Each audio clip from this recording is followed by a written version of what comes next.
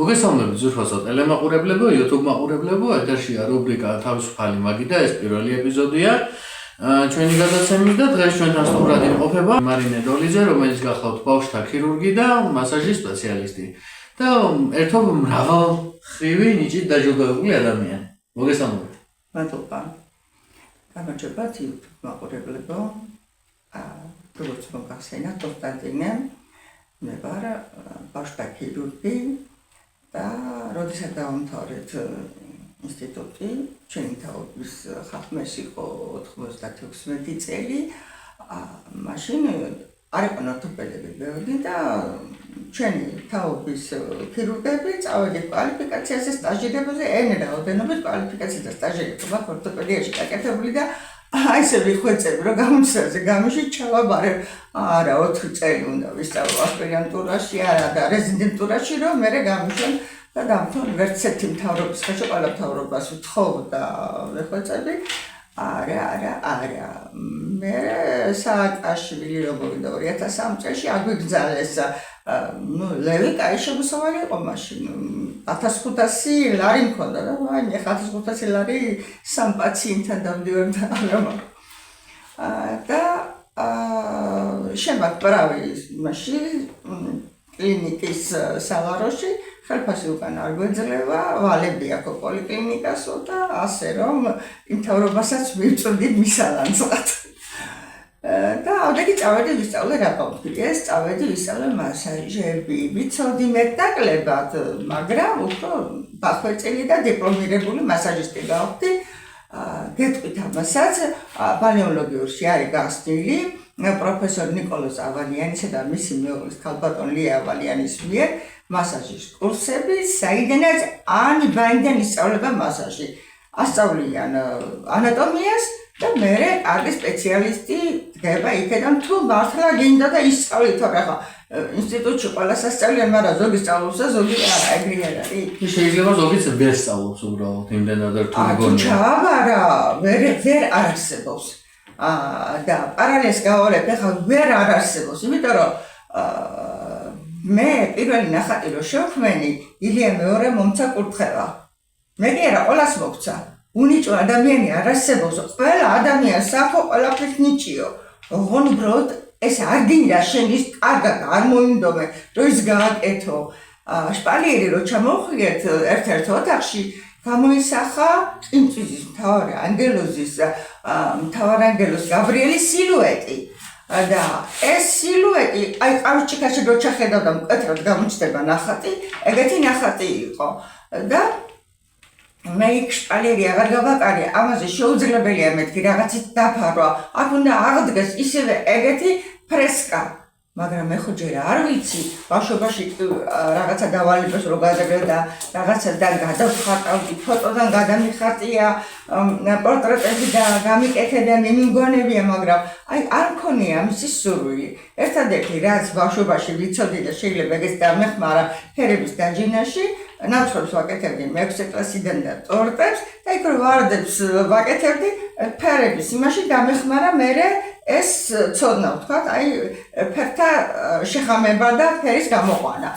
და ორი პირა ესე არის, მიტოვებული ეს ყველაფერი და ტელევიზიაში გამოდის ილია მეორე და ის ამბობს, რომ უნიჭო ადამიანი არ არსებობს, ყველა ადამიანს აქვს ყველაფრის ნიჭიო. შენ უბრალოდ რაც გინდაო, ის კარგად ვერ მოინდომეო. ესე იგი, მე ვერ მოინდომე კარგად, იცით რა მხელა ძალა და ენერგია მომცა, უძლიერესი იყო ჩვენი პატრიარქი. უფალმა ნათელში ამყოფოზე, ვიცი რომ იქნება ის იყო ცოცხალი ანგელოზი და ვიდეოებს რო უღებდა მხრებზე ანგელოზები ეჭდა ხალხო, მე მინახია ის ვიდეოები არც თქვენ ნანახიობთ, მაგრამ მე მინახია ანგელოზი დაფარფაჭებს ისე ლამაზი მხრებზე ილია მეორე. ეს იყო ცოცხალი ანგელოზი, ცოცხალი წმინდანი იყო და მithumetes ახლა 3 წლის შემდეგ რო გვამს ნახავენ და გაუხრწნილი იქნებოდა დაწუნებული ვარ თავისთავად და ხალხი და ახალგაზრდობა კი ნახეთ დღე და ღამე რიგები არ წყდებოდა და მის დასაფლავებამდე აი ესეთი რიგები იყო და ახალგაზრდობას აი მართლა მე უხდი მადლობას რომ მოbrunდნენ სარწმუნოებისაკენ, ყველა ამდენი ხალხი არ იყო მორწმუნე. საწყავდა ამდენი ხალხი ეკლესიებს, რაც იქ რიგები იყო, შეუჩერებელი რიგები. და მოკლედ მომცა კურთხება, მე კი არა, ყველას მომცა კურთხება, ვამბობ და ვისაც უნდა გაიგოს, ვისაც არა და არაო და ამის შემდეგ დავხატა ფრესკა კედელზე, მე კონსტანტინე გაჩვენებთ იმებში, ეს არის ყინწვისის მთავარი ანგელოზი, მე დავურეკე ჩემამაოს, მამა დიმიტრის, ეს არის ვარკეთილის, წმინდა გიორგის ეკლესიის მოძღვარი, რომელმაც ის ტაძარი თვითონ და მრევლმა ააშენა და ერთ-ერთი მრევლის ინიციატივით იყო, პატა იყო თორცდები. და მოკლედ დავურეკე და მომეცი მამაო კურთხება ესე გავაკეთე და ფერებს დავსვამერხი და ზუსტად დავსვი ფერები, როგორც ყინწვისის მთავარ ანგელოზს აქვს გაბრიელს იქნებით, ალბათ გამყოფ ყინწვისს და ხატი მაინც გექნებათ დანახი. იმის შემდეგ მამა გაბრიელის პორტრეტი დავხატე, ჯერ არ იყო წმინდანად ნაკურთხი და რამოდენიმე თვეში წმინდანადაც აკურთხეს და მე გავუკეთე ოქროსფერი შევავანდები. მე რა ვიცი ღვთისმშობელი, უფალი, უფალთან ერთად და რა ვიცი, რაც მინდა, რაც მომწონს, იმას ვხატა. ალბათო მარინე, მე კარგად ვიცი, რომ პატრიარქის ნახატის დახატული. კი, პატრიარქის პორტრეტის დახატული მაქვს, კი. აი ძალიან საინტერესო არის ის თქვენი თქვენთან ერთი მომენტი, როდესაც ივერის ღვთისმშობლის ხატი. კი, ივერის ღვთისმშობლის ხატი. ეს რომ მოყვეთ ძალიან. მე რას მოყვები ვიცით? მე ვიყავი დავითგარეჯში პირველად მრევლთან ერთად, ალბათ 17-18 წლის უკან. და იქამდე ტელევიზიაში გამოვიდა რომელიღაცა წინასწარმეტყველი იყო თუ რაღაცა, ეხლა უკვე ამ ბოლო 10 წელიწადია, მაგათ ეწოდებათ, ну, გამახსენდება ვიტყვი ამას. აი ეს რომ არის გველუკაშვილი მალხაზი. მეტაფიზიკოსი. და მალხაზი არ იყო, სხვა იყო. და ის ამბობდა, რომ ის 200 წელიო ამერიკას ფარველობდა 7 ანგელოზის დასიო. ეხლა ეს დასი ამერიკას პოვებსო და მოდის დასავლეთისკენო. არავინ არ იცისო, ვერავინ ვერ ხედავს, აი განჭვრეტა და ნათელხილვას გულისხმობ. სად დაბინავდებიან ესენიო. ეს მხოლოდ ილია მეორემ იცისო, ჩვენმა პატრიარქმაო. უცებ განათთა გონება. ილია მეორემ თუ იცის, რაში ჭირდება ილია მეორეს ეს საფრანგეთში დაბინავდება თუ იმაში, გერმანიაში. ალბათ საქართველოში დაბინავდება და იმიტომ იცის ილია მეორე მეთქი და სულ ვეძებდი ტაძრებში და მონასტრებში, სადაც არ ვიყავი ნამყოფი, რაღაც მსგავს დას.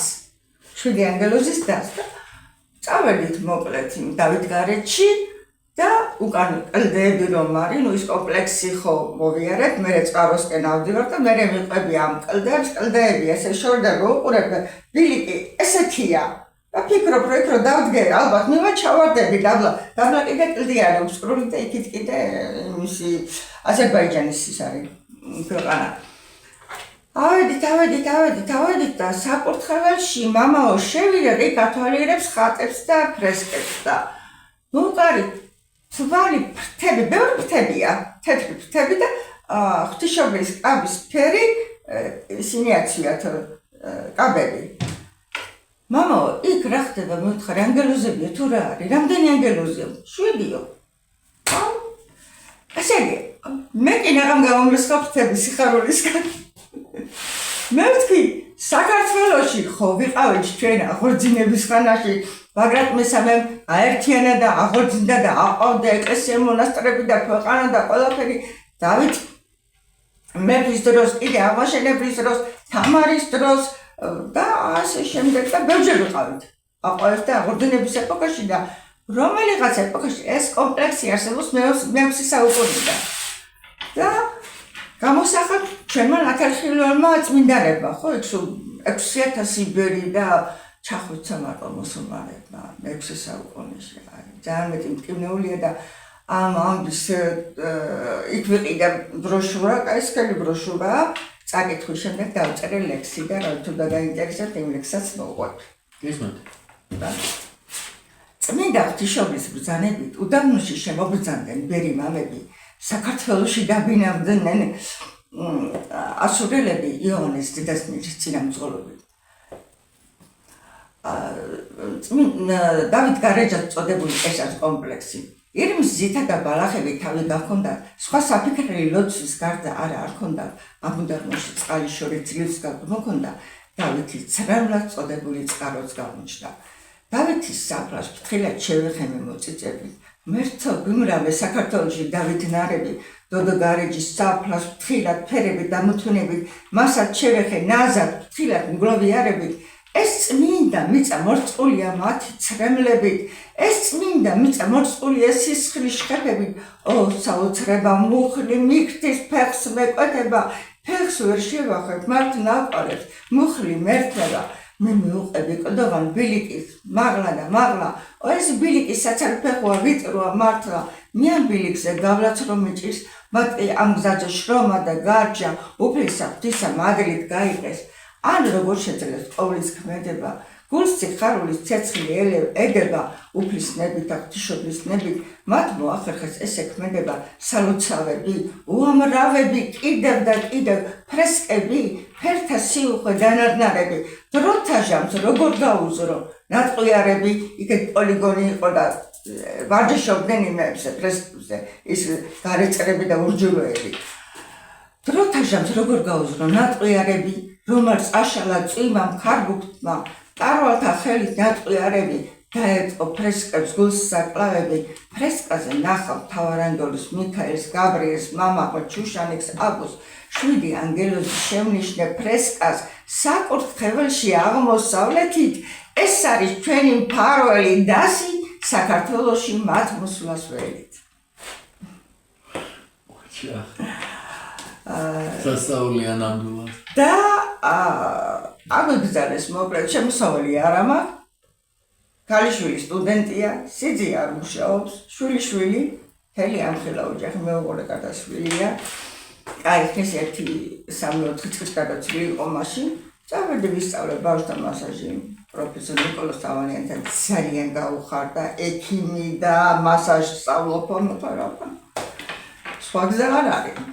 და ვისწავლე და ყავდა ძალიან ბევრი ბავშვი მაშინ. იყო ბუმი ბავშვთა მასაჟზე და გაქონდა ესე თავი და არ გვაკლდა არაფერი ნამდვილად. აი მე ციმას ვთხოვ ყველა ადამიანს, თითოეულ ქართველს, რომ ჩაიმუხლებთ.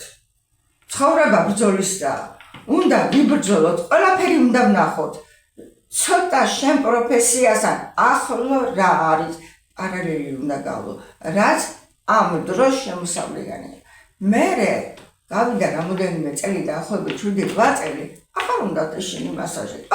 მამამისიც ეგეთია, გენეტიკურია და ბოდიში და როიტყვენ კიდიაო, კიდია ჩვილები. უმეტესობას 1001 თუ გაუკეთებს დღეს მასაჟს და ვისაც ტკივა, ის თუ აი ტკივილი როცა შეაწუხებს, მაშინ თუ გაიკეთებს. ან ბავშვს თუ გაუკეთებს, როცა სკოლიოზია როცა არის, ხო და დეფორმაცია როცა მიდის, იქ ნექტარკალი, ესე ხო უნდა იყოს ორივე მხარეს, სამხარეს ესეთი პოზებია, აწვება და ტკივილები მიდის და ტკივილის მოსხდომას თუ გაუკეთებენ დღეს, თორე ისე რომ ვიზუალი ადამიანს არ აინტერესებს და რა აინტერესებს იცით? ბოტოქსები, ფილერები და ასე შემდეგ. და რო დავიწყე სახის მასაჟიდან, მეთქი როგორ არ უნდა აჯობოს ბუნებრივმა ხელით გაკეთებულმა მასაჟმა, როგორ არ უნდა აჯობოს ფილერს და ბოტოქსს. ჯობია. მე ვწმობ, ჯობია, თორე ბოტოქსი და ფილერიც ვისწავლე. იმის სერტიფიკატიც ამაქვს. და ტრადიციული, არატრადიციული ყველანაირი კოსმეტოლოგიის დიპლომი მაქვს N რაოდენობით. რომ აი მე უკვე სიბერისკენ რო წავალ, გავხსნი კოსმეტოლოგიური კაბინეტს და აბსოლუტურად ყველაფერი ვიცი და ერთ დამხმარესაც ავიყვანდა. ანუ ამ ეტაპზე ცოტა სხვა რაღაცები თავარ დატვირთული და მე უკვე სიბერისკენ რო წავალ, ამას გავაკეთე. გამოდამარინა, რო ახსნათ საზოგადოებას რისთვის არის ბოტოქსის ცუდი, ანუ რა უკუჩვენებები აქვს მას? უკუჩვენებები ძალიან ბევრი აქვს მაგას. ეს არის ბოტულინოტოქსინი. ტოქსინი. ანუ რომელიც მოქმედებს ცოტა, აბა ცოტა დააწყვეტე და რას გიზამს. ეს ონკოლოგიური ცოტა ხანში აიგზავნეს ბოტოქსი თორე ნახავთ. წამოვიდა მკვლევარების დიდი ჯგუფი, რომლებიც იკვლევენ, რომ ეს ბოტოქსი აიგზავნოს. მე ვიცი, იმიტომ რომ ჭირდება ჯერჯერობით და იმიტომ ვისწავლე, რომ რატომაც არ ვიცოდე რატო ახლა ბავშვთა ქირურგი ვარ, ბავშვი ისე უკეთებ ადგილობრივ ანესთეზიას, საერთოდ ვერ გებულოს ბავშვი და ეხლა დიდებს ვერ გავუკეთებ, იმ პატარა ნემსით ბოტოქს ვერ გავაკეთებ. და ეხლა რა არის? ყოველ 4 თვეში ჭირდება. ის ადუნებს კუნთს, აი ნაოჭი რა არის? აი ეს კუნთი დაიჭიმა, გააჯიჯდა, კანი ჩამოეკიდა, ჩამოკიდებული კანი დანაოჭდა. ეგ არის ისე და როცა ხელით აკეთებ, თითებით აკეთებ, რელაქსაციას და კუნთი დუნდება და მე ჩავაგდებთ ხო იმ ფოტოებს და ხო, გაჩვენებთ ჩემი პაციენტები, რამხელა სხვაობა არის 10 მასაჟში. უბრალოდ ეჩქარებად, მაგრამ რამხელა ზიანს უყენებენ თავისთავად, მე უკვე გვიან იქნება ეგა. იმისი არ იყოს კიდე COVID საწინააღმდეგო აცრებს რო გიკეთებდნენ და მოკლედ რა ყველა ფაიზერი და ხო და ყველა გადაბიარა მოკეციეთ ყველანაირად და ეხლა ეს ბუმია ამისი ეხლა ეს ბოტოქსის ბოტოქს ყოველი მეორე იკეთებს და ეს ტუჩები რა დღეში აქვს რა მაგათ გონიათ რომ სიამაზეა ჯერჯერ ყველა ერთმა ეს დაემგონა აი მიდის გოგო ხო ეს ტუჩები ისეა გამოტრიალებული რომ მოდის მსგავსი ერთნაირი ფორმით უკეთებენ ამ ტუჩებს რაღაცებს და ხონდა განსხვავდებოდეს ქართულ ქალზე პატარა პირი ნაზი ტუჩები უხდება უფრო მეტად და არ ვიცი და ნაოჭი არ იყოს თავარია ეხლა ის დაბერილი ტუჩი რომ მოეშვება საწავა მის ნაოჭებს სულ ეხნება იმ ბოტოქსის გაკეთების თავი რო აიგრძელება ბოტოქსი მე რაღაც იწევს მე რა შეუშვებს იმის მაგივრად კოლაგენი ისე არ მუშაობს როგორც ბოტოქსი თქვა ну კოლაგენიც კარგია მაგრამ ის კოლაგენი რო აკლია ორგანიზმს იმიტომ მე ის კუნთი რო ჯიჯდება და კანი რო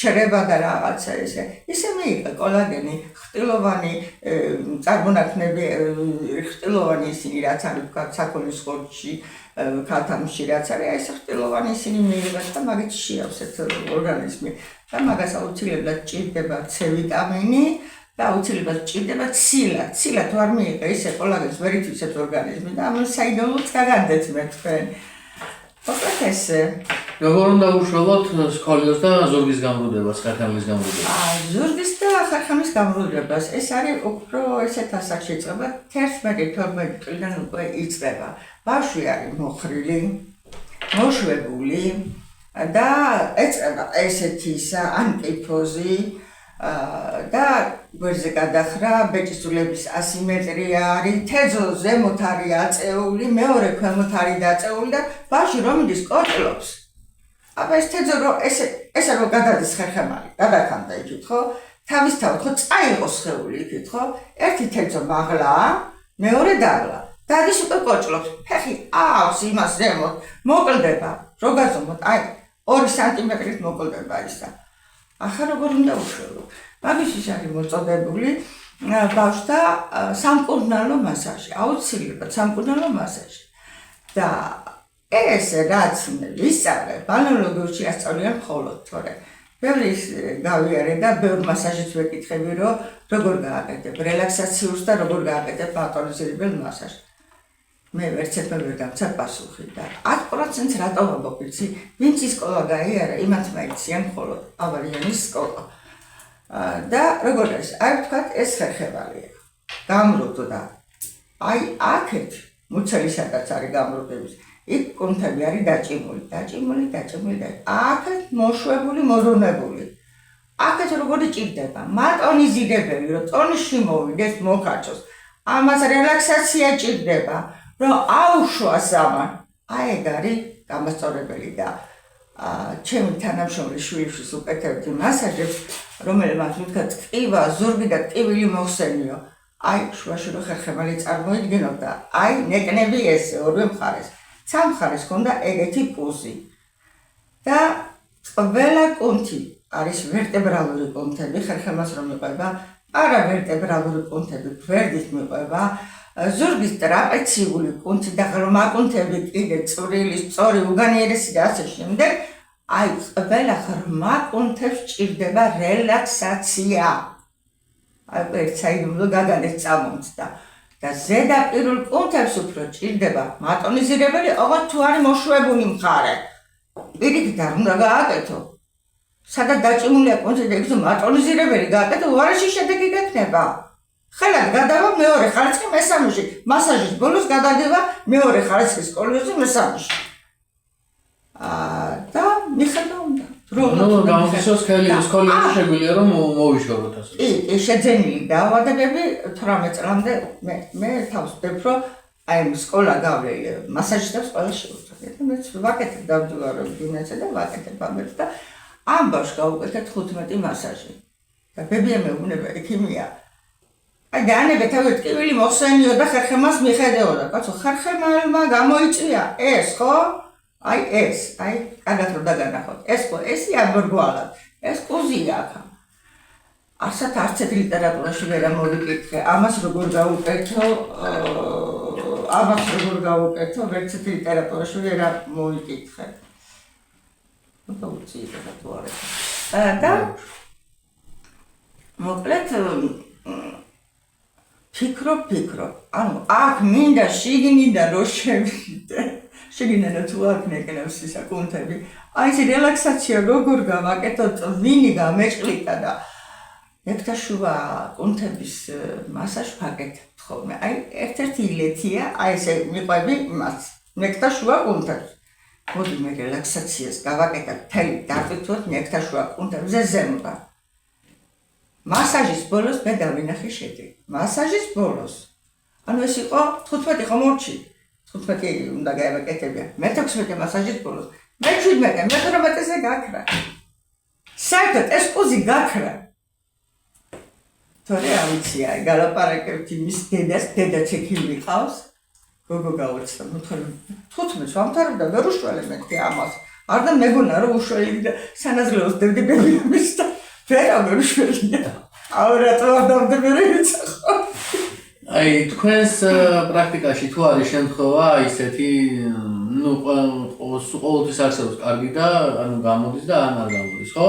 თქვენს პრაქტიკაში თუ არსებობს ისეთი რამ, რომ აი უბრალოდ არ მოინდომა მან პაციენტმა და უბრალოდ არ გამოვიდა ის რაც მას უნდოდა. და მაგალითად რა აი სკოლიოზი ქონდა და ბოლომდე ვერ მოირჩინა ზურგის მასაჟი. მე ამ ბავშვს ავიღე პასუხისმგებლობა ამ გოგონაზე. დიახ. მივდივარ ისე ყოველ ექსოში ვაკონტროლებ. და ახლობლის არის მეგობრის შვილიშვილია და ქალის კიდე ექიმი ყავს, მთელი ექიმები ახვევია გარზე და ის იმდენად ვერ ამჩნევს რამდენადაც ახლა მე მიჩვეული ვარ, ხო, იმიტომ რომ ორთოპედიაში მაგენი რაოდენობით სერტიფიკატი და კვალიფიკაცია გაკეთებული. ჩემს ინჯობის ბავშვებს. ნუ ახლა ბევრი ორთოპედია, იმიტომ რომ ბავშვთა ქირურგიის კონსულტაცია 7 წლამდე უფასოა, 7 წლის შემდეგ 15 ლარია. ორთოპედი 90 და 120 ლარია. ორთოპედის კონსულტაცია. მიაწყდა ხალხი ორთოპედიას ეს ვინც დამთავრებულები და ჩამოსული ორთოპედები. ბაბუნა მარინა, საიდან ამდენი რამე იცით, აი ესეთი პროფესიონალი ხართ თქვენ საქმეში და საიდან გაგიჩნდათ ეს იდეა, რომ ასე ვთქვათ, მასაჟის სფეროს გაყოლოდეთ? აი ხომ მოყვები მე მანამდე ეს რა ქვია, ხელფასი არა, ალევი არა, პრავი არა და წავედი და ჩემ პროფესიაზე რაც ახლოს იყო ის ვისწავლე. და უფრო ვიცოდი, ჩემი შვილს დაემართა სკოლიოზი და აღარამდეს გადაერთი ხო სხვას რა გადავხდი, იმდეს თან წავლობდი.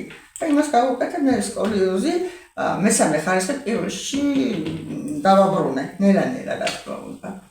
ქალბატონო მარინა, აი ამ ადგილას დაიწერებათ ჩვენ თქვენი ტელეფონის ნომერი. კი ბატონო. და თუ არიან ისეთი ადამიანები, რომლებსაც სჭირდებათ დახმარება, აქვთ სკოლიოზი ან ნაოჭები და სჭირდებათ ამ ნაოჭების გახსოვება და უნდა თქვენი დახმარება დარეკონ ზუსტად აი მითითებულ ნომერზე, რაც აქ წერია და ამის შემდეგ უკვე მოხდება მათი თქვენთან დაკავშირება და დანარჩენს მოილაპარაკებთ. და ვარჯიშები არის აუცილებელი კიდე.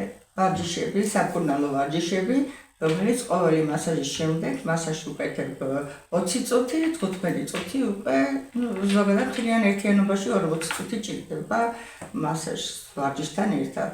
და ვეუბნები, რომ ეს ვარჯიშები თუ არ გააგრძელეთ, ძალიან მალე, იმიტომ რომ ვერ ჯდება ეს ბავშვი გამართული და რა ქნას ეს და მაქსიმალურად ვცდილობ, რომ ისეთი ვარჯიშები გავაკეთებინო, რომ ხარისხიანი იყოს და ცოტა იყოს და ხარისხიანი. ნუ დაახლოებით 1-7 ვარჯიშს ვასწავლე, რომელიც აუცილებელი იყო ზურგის კუნთები გაამართოს.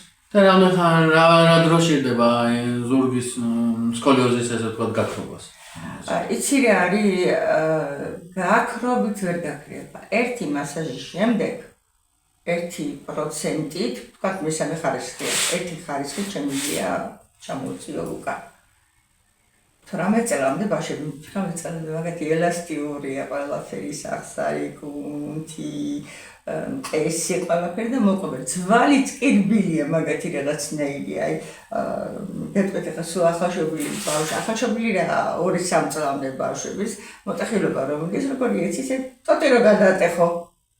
და ზემოდან გადაწყდა, მაგრამ ისევ თავისი ადგილით ხო დაანადგილოთ ხორცდება, იმიტომ რომ მთლიანი ძირი, მთლიანი მწვანე ტოტის მოტეხილობა ქვია მაგას და ანუ ელასტიურობა მეტია ჭარბი და ასაკში უკვე მყიდდება.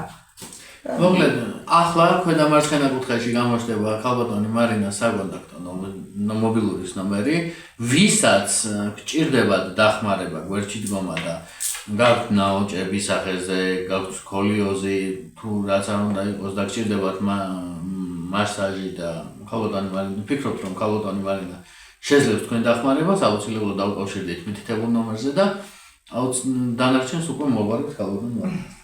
ახონდის, მადლობა მოწვევისათვის. და მადლობა თქვენ რომ დამთავრდით ამ ინტერვიუს. თავისუფალი მაგის პირველი ეპიზოდი დასრულებულია. შემდეგ ეპიზოდში შემოგთავაზებთ როდის არ ვიცი, მაგრამ ვიმედოვნებ რომ ძალიან მალე დროებით. ახონდის.